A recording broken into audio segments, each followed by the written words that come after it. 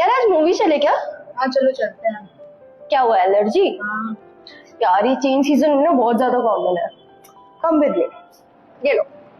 इससे क्या होगा? ये लिविस का एंटी एलर्जी हर्बल टी है। इसमें नेटल्स है, पेपरमिंट है, जिंजर है, टर्मरिक है। ये सारे नेचुरल हर्ब्स हेल्प करते हैं इन्फ्लेमेशन कम करने में, कंजेशन क्लियर करने में और एंटी एलर्जिक रिएक्शन को स्मूथ करने में। सबसे बड़ी बात, ये 100% नेचुरल है, नॉन ड्राउजी और डेली सेफ है। ये तुम्हारी इम्यूनिटी भी स्ट्रांग करेगा ताकि तुम्हारे को रिएक्शंस बार बार ना हो।